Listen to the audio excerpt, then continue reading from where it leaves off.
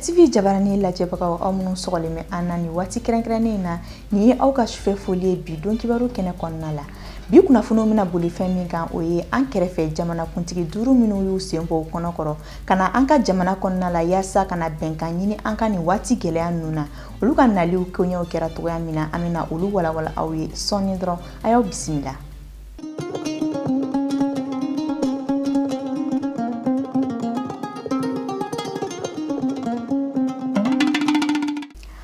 Limanaw aw ni shukokura aw ka bi don kibaru kɛnɛ kɔnɔna la ina fɔ kunnafoni daɲɛ kumabaw la an y'a fɔ aw ɲɛna togoya min na Côte d'Ivoire, Sénégal, Niger, Nigeria ani Ghana olu jamanakuntigiw kɔni tun sera yan nɔ kunungo alamisa juillet kalo tile 23 san 2020 u nana tile kelen kumaɲɔgɔnyali kɛ jamanakuntigi Ibrahim Boubacar Keita ale ni M5 RFP maaw fɛ min bɔra o tile kelen kɔnɔna la Idrissa Badimi ale bɛna o mana bɔ an ye an ka ɲɛmada a ka mana fɛ.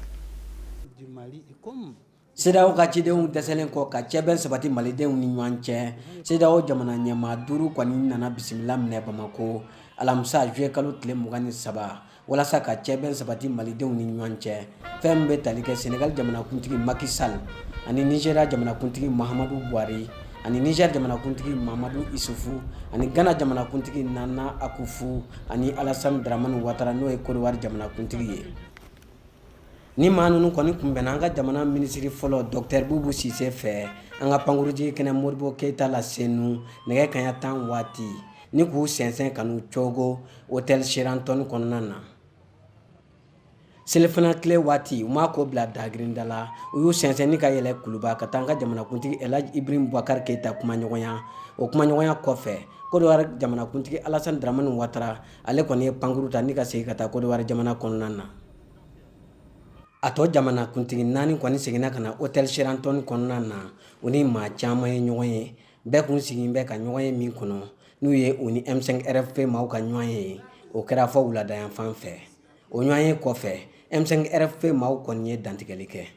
Ni fanga bɛna tuma min jamanaden bɛɛ de y'a ka danaya d'a kan k'a ta o ye mun yira o y'a yira k'a fɔ kɛlɛ kun tɛ o an tun b'a fɛ bɛn in kɔnɔna na jamana bɛɛ bɛnna mɔgɔ min kan a k'i ɲɛsin jamana la bɛɛ k'a dɛmɛ jamana ka se k'a yɛrɛ sɔrɔ ka bɔ gɛlɛya kɔnɔ mais kabiri jamana in dira awa mara yɛrɛ nana kɛ don o don fanga kura bɛ na ministre kura bɛ na premier ministre kura bɛ na foyi tɛ baara an ɲɛ tɛ foyi la gouvernement falen kɔ nka jamana nafolo a bɛ kɛla mun ye an t'a dɔn a sɔrɔ bɛ kɛ mun ye an t'a dɔn don o don dɔ de bɛ fara gɛlɛya kan o tuma est ce que démocratie la wulila o de kama wa. Kuma min fɔra bi n'u ye hakili jagabɔ kɛ ni min bɛ bɔ a la an n'a dɔn mais an kɔni y'a f'u ye k'u k'a dɔn ko Mali ye jamana min ye hɔrɔn jamana don maliyɛnw jɔlen don mɔgɔ si tɛ bɔ kɛnɛma k'a fɔ k'i bɛna jagoya min man di maliyɛn ka sigi an kunna jango fanga min ye mɔgɔ faga bi diko ye kuma min f'u ye n ko an nimisi wasara an fana ye papier min d'u ma a y'a kɛ exemplaire caman k'a d'u ma olu n'u ka conseil u ka taa kalan n'u y'a kalan ni min bɔra an n'a ye comme a ye trêve kɛ yanni tabaski ka ban an bɛna dɔn min kan ka kɛ an kɔni ye min f'u ye Mali tɛ segin kɔ tuguni maliyɛnw tɛ sɔn tuguni fanga jugu k'u mara maliyɛnw tɛ sɔn tuguni fanga fana k'a dɔn u bɛ to ka min kɔ kɔrɔlen maliyɛnw tɛ sɔn tuguni u k'o kɛ u tɛ se k'a kɛ maliyɛnw la fana. O tɛmɛnen kɔfɛ u ni Imam Mamadou Diko fana ye ɲɔgɔn ye sigi in kɔfɛ Imam ye walawalali kɛ. An kɔni sigikafɔ kɛra o ye fɛnba ye u wulila u ka bɔ u ka jamanaw la u ka na anw fɛ ka na fara anw kan k'a lajɛ ko in bɛ se ka dilan cogo min o fana ye koba ye mais ma wasa ne ye min fɔ tubabukan na n bɛ se k'a fɔ bamanankan na n k'anw tɛ maa ye ko mɔgɔ bɛna an don ayiwa ka an minɛ dɔrɔn k'an kun suli min fɔra an ka sɔn an ma kuma wɛrɛ t'an bolo ayi a tɛ ten an ye hɔrɔnw ye an ye yɛrɛwolow ye an b'a dɔn an ye fɛn min ye voilà k'a fɔ ko an nana dɔrɔn a ye min fɔ an ka sɔn a ma an ka wuli an ka taa a tɛ se ka kɛ ten mɔgɔ minnu sara o masa fugo u sara de ko dɔ de kɛra jamana kɔnɔ min bɛ jamana kɔnɔ tɔɲɔni ni bingani ni mara cɛjugu la o tɛ ko dogolen ye o ni an ko k'an bɛ pan nin bɛɛ lajɛlen kunna fɛn o fɛn bɛ jamana in kɔnɔ bi ka tɛmɛ ten dɔrɔn parce que olu nana o tɛ wasa kɛ dɛ n ye min fɔ an ma ban kuma ma an tɛ ban kuma ma an ye hɔrɔnw ye an sigiɲɔgɔnw don an jɛɲɔgɔnw don an sinjiw don an baarakɛɲɔgɔnw don an ma ban kuma ma jamana fana kono hali bi amma fo kan ni mate kuma ngam min fora o man wasa saka ta marfata ka blende uta mun sana jamana dum ka warla ka ta oci auna anga so kono amma ta amma mi amma bon oti o fem munu yo ci oti klamo ka tla ka sigi anguna tuguni ko mina so fo imake ogmanye masane wo ya CEDEAO jamana ɲɛmaaw kɔni y'a jira k'a fɔ k'u ye fan bɛɛ lajɛlen lamɛn nka k'u tɛna se ka jaabi karabalen di an bɛ yɔrɔ min na ko bi k'u na t'u miiri u ka laadala ɲɔgɔn ye min bolo da an bɛ tɛnɛ nata juillet kalo tile 27 k'u na dantigɛli kɛ o la. Nin dunanba duuru nunu nali kɛra lajɛrɛba ye an ka faba kɔnɔna la nka maa dɔw ma se ka nimisi wasa sɔrɔ a ko la kɛrɛnkɛrɛnnenya la kunnafoni ɲininaw sabula kunnafoni ɲinina caman ma se ka pankuruni jigi kɛnɛ ale kɔni lasɔrɔ ani fɛnɛ u ka kumalasigi so kɔnɔna maa caman ma se ka don o yɔrɔ nunu na ɲɛfɔli kɛra an ye kunnafoni ɲinina dɔw fɛ u minɛcogo kan nin don kelennin na. CEDEAO jamanakuntigi duuru minnu nana Mali la kunungu alamisa walasa mankan ni ɲɔgɔn sama mun bɛ président Ibrahim Boubacar Keita ka fanga bilali ko la fɛrɛ bɛ se ka sɔrɔ olu la olu kunbɛli senfɛ kunnafonidila caman de bɛ minnu ye gɛlɛyaw sɔrɔ a ko la min ma dogo mɔgɔ si la. Kunu ne yɛrɛ ye n yɛrɛ sɔrɔ yen nɔ depuis sɔgɔmada fɛ ne ka ɲɛ tan waati n'a fɔ a ma ko 10 heures waati la ne taara yen nɔ ne taara n jɔ n taara sɔrɔ kunnafonidila caman kun bɛ yen teleso caman kun bɛ yen arajo caman kun bɛ yen journaux écrits caman kun bɛ yen an y'an jɔ ka a ɲini cogoya bɛɛ la an ka se ka don u ma sɔn carte de presse b'an bolo n'a bɛ fɔ a ma ko carte de presse nationale a bɛ an caman bolo an bɛɛ lajɛlen kun bɛ an y'o jira mais u ko k'u tɛ se k'a sɔn fo organe kelen dama dɔ bɛ yen u y'olu de ta ka berɛji d'u ma olu de bɛ kuma ka don même si la personne est venue sans même avoir une carte de presse a bɛ d'a ma en tant que ni organe a bɔra o de la ka na carte bɛ ta ka d'a ma berɛji bɛ ta ka d'a ma a bɛ don. O y'an dabaliya ban mais nin ma balanna parce que Mali bi nin taabolo de la aw ma ye gɛlɛya bɔla fan bɛɛ fɛ ka na bila bi Bamako sinon a bɛ Malien caman kunna ko Mali problème ye Bamako dɔrɔn de wa u ye maanifin tilan nin cogoya la bi bina presse tilalen don parce que pour certaines personnes ou bien on peut dire certaines presses olu de ye ni jamana kunnafonidi ka kan olu de bɛ taa parce que u b'u kunnafoni di olu de ma mais dɔw fɛ ko ça fait olu fɛ ko dɔw n'a man kan kunnafoni tɛ d'u ma o de ye erreur ye an ka jamana in kɔnɔ an ka ɲɛmaaw bɛ nin kɔnɔ depuis bi ma se o de la ne selen kunu u ma sɔn an ka dɔn k'u ma n k'a tɛ bali n na ne ko n terikɛ in yɛrɛ ma n k'a ma bali n na i ye min kɛ a ma bali n na parce que n b'a dɔn a bɛ kɛ n'a y'a sɔrɔ fɛn jɛlen kun don a kun tɛ ka tan mais jaabi min bɔra la bɛɛ y'a ye tant qu'il bɛ ko dɔ kɛ ka a mɔmɔ a tɛ ɲɛnabɔ. parce que n'i y'a jateminɛ an ka jamana in kɔnɔ an ka faamaw ma importance foyi don presse privée mɔgɔw la. U b'a préféré mɔgɔ wɛrɛw de bɛ bɔ fan wɛrɛw fɛ an'u janamɔgɔ ninnu u b'olu invité u ka fɛnw na ka taa fɛn baji ni fɛnw na pour que olu bɛ se ka don mais n'i y'a fana jateminɛ an ka fêtière fana caman bɛ yen u t'o kɛlɛ kɛ u b'u contenter seulement ka mɔgɔ dama dɔɔni choisi et puis olu bɛ taa ka taa fɔ ko c'est au nom de l'ensemble de toute la presse privée donc kɛwale mun ye ne kɔni ɲɛna kɔni a bɛ bɔ an yɛrɛ de la fɔlɔ parce que an ka presse privée mɔgɔ caman bɛ yen mun yɛrɛ kan ka exemple yɛrɛ di olu tɛ exemple ɲɛnama di pour que autorité bɛ se ka an respecter. Kabini IBK nana fanga la en 2013 depuis qu'il a prêté serment le 4 septembre 2013 fo bi an b'o cogo de la o IBK yɛrɛ de fɔlɔ ye presse privée méprisée ka tila ka na a ka mɔgɔw la le secrétaire général de la présidence la direction de la communication de la présidence, ça a tout le temps été comme ça. Moi, je me rappelle, lors d'une couverture en 2016, c'était le 20 janvier, la fête de l'armée. Le président, quand on a donné, quand on a interview accordé au RTM. Donc, j'étais le correspondant de la West Africa Démocratie Radio au Mali. Il y a un micro taraboy. À Djolembe, à la directeur de communication de Djolembe, il y a un micro taraboy. Le 8 mars, la même chose s'est répétée. Il a refusé de nous accorder une interview. Il a accordé au thème de au palais de la culture. Donc, peut-être que Bolore Karama, notamment la maintenant. Mais nous avons une organisation fêtière de Nord. Parce que ça dit que la Katika Kola. On promotion de la presse privée, on promotion pour le Mali. On le fait de manière volontaire. Le gouvernement a encore au parallèle. mais gouvernement man kan juguya o baara la mais a bɛ kɛ mɔgɔ minnu bɛ taa ka bila baara la olu le ka problème b'olu le fan fɛ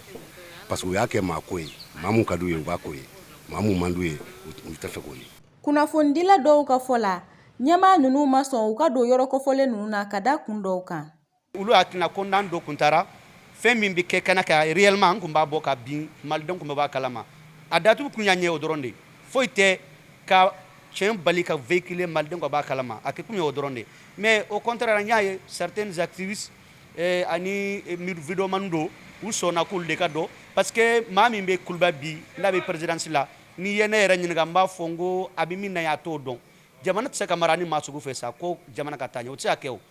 kamisa ye min kɛ kunu bɛɛ y'a dɔn k'a fɔ k'a y'a dabɔ a kama de pour que ka kunnafoni tiɲɛ k'a dogo sinon kunnafonidilaw dɔ tun bɛ yen nɔ particulièrement n t'a fɔ kunnafonidilaw mais n b'a fɔ n ko videoman dɔ tun bɛ yen ani activiste dɔ tun bɛ yen olu bɛ kunnafoni min di kunu n'i y'u ta ye ka dɔn ta lajɛ i bɛna ye k'a fɔ ko fɛn dɔ fɔr'u ye wa u bilala ka taa ko in na fɛn dɔ kama. Bon siran don siranba de don parce que u ka yurugu kow ka ca parce que peut-être u bɛ siran kɛ kuma dɔw bɛna fɔ u tɛ fɛ jamanadenw ka bɔ a kalama a bɛ se ka ko yɔrɔ ye kɛ mais quand même ils ont toujours été comme ça ne kɔni b'o dɔn a ma daminɛ bi la a daminɛna kabini i bɛ ka na don min fanga la Mali la a daminɛna kabini o don ni fɛn dugota b'i bolo wajibi i tɛ fɛ mɔgɔ ka bɔ o kalama o c'est comme ça. Dɔw fana ka fɔ la finitigiw ma sɔn kunnafonidila caman ka don ka sabu kɛ an ka jamana lakana sabatibaliya ye.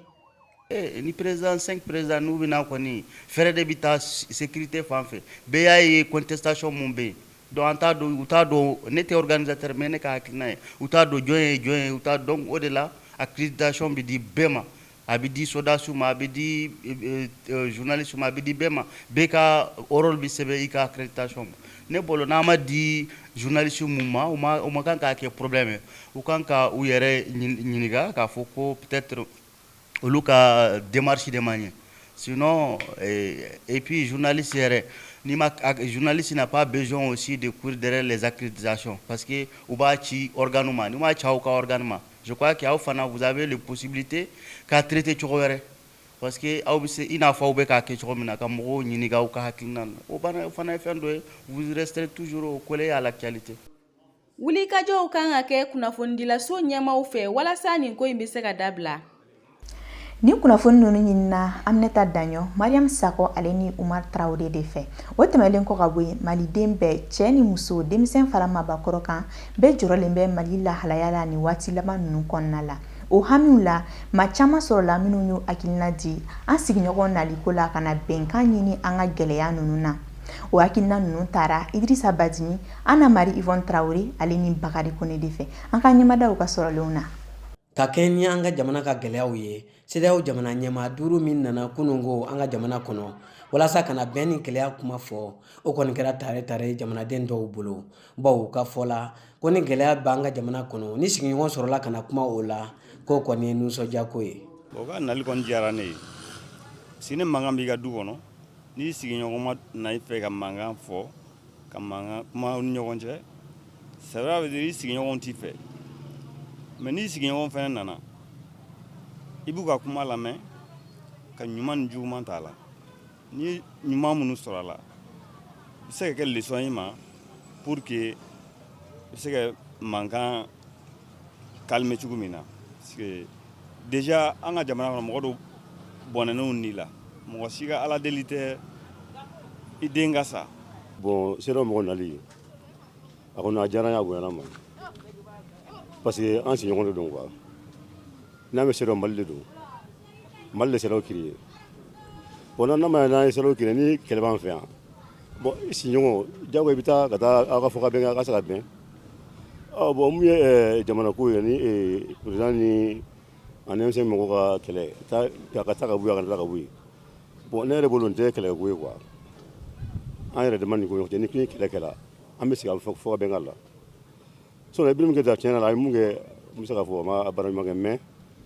ko sama ye ko dɔ ye sama ka wɛrɛ ko tɛ wɛrɛ ci bɔ quoi. U nana bon ne ka jate la kɔni bon c'est-à-dire bon ni Mali avancera c'est comme Afrique bɛɛ de avancera en général n'a jate minɛ président ninnu bɛ Mali togo dɔn bien vrai qu'an yɛrɛ malien bon u yɛrɛ b'a dɔn Mali nafa min bɛ don kan olu ka intérêt min bɛ na Mali kan bon ni tiɲɛni kɛra i ka jamana côté la. A bɛ n'a fɔ ni ta wulila i ka bugu la, i kɛrɛfɛ mɔgɔw ka bugu la. Bon donc n'a banna o la a b'i yɛrɛ ta minɛ. Donc c'est ça. Dɔw ka fɔ la ko nakun tɛ nin jamana ɲɛmaa duuru ninnu ka nali la, bawo k'u nan bɛ u tɔɲɔgɔn Ibrim Boubacar Keïta ka fanga sinsinnen de la. Parce que n'Afrique tɔn de ye CEDEAO ye. U tɛna tiɲɛ fɔ o. N'o tɛ kuma in tɛ ko gɛlɛn ye o. A kun tɛ CEDEAO nakun bɔ o. Anw de IBK ta CEDEAO m'a ta ka d'anw ma, anw de y'a ta ko an b'a fɛ. N'a ye ɲuman kɛ, anw de kan k'a tanu, o de b'anw wasa. Mais n'a ye juguman fana kɛ k'o kana fɔ, o kuma a bɛ kɛ cogo di? An b'an go minɛ ka taa an jamini. Anw ka jamana kɔnɔ foyi tɛ yan bi min ka ɲi. Baloko kuma tɛ, lakanako kuma tɛ, ale o don k'u ye dɔ f'a kɔnɔ Buguni Segu cɛ. Nsamugu taara Dawuda fa ka butigi kɔnɔ yan. U ye cɛ ɲɔni k'a bɛɛ kɔlɔn kɔnɔ yan, foyi ma bɔ a la, ka alimami fa, kirima k'a si la, foyi tɛ fɔ. Jamana bɛ se ka mara ten wa? N'i y'a mɛn jamana ɲɛmaa dɔ k'a kɛ wari k'a ta k'a dun i ni denw fɛ tulonkɛla ye ten. Jamana bɛ taa cogo dɔ la. IBK de ye kɛlɛ jugu, ale de mago tɛ jamana na sango jamanadenw. N'u ye ɲɔgɔn ye don min na ka bɔ ka meeting kɛ, IBK tun bɛ jɔ k'a fɔ u ye de k'a fɔ ne kɔni jamana ko ye ne ka hakilila ye min ye, min ka di jamana don an bɛ baara kɛ ten. Assemblée kɛko man ɲi a bɛɛ b'a dɔn. Ne yɛrɛ ka jateminɛ la k'a sɔrɔ n ma taa école la, ne ye CEDEAO tɔn ninnu kɛ président ka olu ka syndicat de don quoi. N'a wulila IBK kun ka nin cogo la, u bɛna essayer k'o dɛmɛ. A mana wuli Alassane kun kan u bɛ t'o fana dɛmɛ. Donc nin tɛ nafa lase jamanadenw ma o ye ne ka faamuyali kɔni ye. Ninnu ka tɔn in nafa foyi tɛ se jamanadenw ma. U yɛrɛ ka syndicat tɔn don min bɛ président la fasa. N'u dun tɛna ɲuman kɛ fo ka u ta kɛ tiɲɛli ye, an dun fana tɛna dabila o. Tiɲɛlikɛla kɔni ye tiɲɛlikɛla, ninnu bɛɛ de ye tiɲɛlikɛla ye. Donc nafa foyi t'u ka nali la jamana in kan ya tiɲɛli kelen in kɔ. Dɔw fana ye wele bila jamanaden bɛɛ lajɛlen ma ko min kɛra an ka ɲinɛw kɔ, an ka jɛ k'an bolo di ɲɔgɔn ma k'an ka jamana sama ka bɔ nin gɛlɛya ninnu kɔnɔ. N'u nana ɲuman sira kan ko jamanadenw ka bɛn, joli tɛ suma nɛn ka dɛ n fa. N'u nana bɛn sira kan, bɛn min kɛ, laɲini min ɲinina olu ka sabati. N'olu ma sabati a tɛ se ka ɲɛnabɔ ten dɛ. U ka kuma jamanatigi fana fɛ. An bɛ jamana in kɔnɔ den de, wala u t'an si ma hɛrɛ. An ka hɛrɛ bɛ bɔ fan min fɛ, fan fila bɛ mɔgɔ ka sabali, an ka ɲɔgɔn lamɛn fɔ ka bɛn ka ye jamana ka hɛrɛ b'o de la. Bamananw ko manden bɛ lɔnbɔ lamɔ i ko filen kɔnɔ ji, nka manden tɛ bɔn. Ala k'an ka jamana kolo suma. An ka bi kunnafoni surumaniw olu kɔni labɛnna Aminata Daɲɔni fɛ. A ye mun sɔrɔ ka dalajɛ aw ye, an ka ɲɛmada o fɛ. Ni y'an selen jamana kokan kibaru kɛnɛ kan, an b'a daminɛ ni Côte d'Ivoire jamana ye. Ni wagati in na jamanakuntigi kalafili labɛnw bɛ sen na Côte d'Ivoire jamana kɔnɔ ni ale bɛna kɛ octobre kalo nata. Hali sisan a yirala k'a fɔ ko gɛlɛya dɔw bɛ CI la ni ale ye u ka kalafili lakɔlɔsili so ye. Juillet kalo tile 15 tɛmɛlen, a yirala k'a fɔ ko farafinna tɔnba mun bɛ yen ni ale bɛ adamadenya hakɛw lakɔlɔsili la n'a bɛ wele ko Cour africaine des droits de l'homme et des peuples. Ale y'a yira k'a fɔ ko CI kɔni jɛngɛlen don ka taa fanga tigilamaw fanfɛyɔrɔ la. Ko nin wagati in na ko kalafili ko kɔni kuma cayalen don fanga tigilamaw ni a sinamatɔw ni ɲɔgɔn cɛ. N'an bɔra yen an b'an kunda Burkina Faso jamana kan. Burkina sɛnɛkɛlaw ka sɛnɛ baaraw sumayalen don ka sabu kɛ sanjiko gɛlɛyaw ye. Tamasiyɛnw y'a yira k'a fɔ ko samiyɛ sanji kun kan ka daminɛ kabini waati jan, danniw kun kan ka kɛ kabini juin kalo camancɛ la. Ni sanjiko gɛlɛya in bɛna kɛ sababu ye ka sɛnɛkɛlaw ka baaraw bɔ a dɔgɔkɔrɔ. Ni sanjiko gɛlɛya kɛlen don ka sɛnɛkɛlaw bɛɛ kamana gan. O de la gouvernement ye u dɛmɛ ni sɛnɛkɛminɛw ni si ɲumanw ye walasa u ka se ka tɔni ba miliyɔnw sɔrɔ kani waati la. An b'a kuncɛ ni Madagascar jamana ye. Dɔ farala coronavirus banakisɛ kan Madagascar jamana kɔnɔna na. O de la u ka kɛnɛya minisiri ye wele bila diɲɛ fangabatigiw ma u ka u dɛmɛ ni kɛnɛya minɛnw ni furaw ye walasa coronavirus bana bɛ se ka bɔ u ka jamana kɔnɔ. O kɛlen, gouvernement kɔni y'a yira k'a fɔ ko o dɛmɛ ɲini ma bɛn olu ma. O de la, kɛnɛya tigilamɔgɔw ka lafasatɔn min bɛ u fɛ yen, olu kɔni ye kunnafoni jɛrɛ dɔ kɛ ni k'a yira k'a fɔ ko olu kɔni bɛ kɛnɛya minisiri kɔ bi u b'a kɔ sini. Ka d'a kan, olu kɛnɛya tigilamɔgɔw baarakɛɲɔgɔn caman de bɛ yen minnu garizɛgɛla banakisɛ in na, wa dɔw fana ni tora a la. An limanaw akilina jigina alisan ka fɔ ko honorable Sumaila Sise n'ale fanga sinamatɔ ɲɛma ye ale kɔni ɲɛma tunnen bɛ sini bɛ a kɛ a kalo 3 ye an bɛ ala deli alisa ala ka ɲuman segin a ka denbaya la sani an bɛ kunnafoniw datugu an bɛ alisan a fɔ ye ko coronavirus banakisɛ ale kɔni bɛ an ka jamana kɔnɔna na alisan maaw k'u hakili to jɛya walew la yaasa banakisɛ in kɛlɛli bɛ nɔgɔya cogoya min na kunnafoni minnu labɛnna aw ye bi juma juillet kalo tile 24 o de tun ye nin ye an ka foli bɛ aw bɛɛ lajɛlen fo yan fo aw sigiyɔrɔ la Mali kɔnɔ ani Mali kɔkan alisan ala ka gɛlɛya ninnu ban hɛrɛ ani baden kɔnɔna la ala ka juma wɛrɛ don an garisigɛ la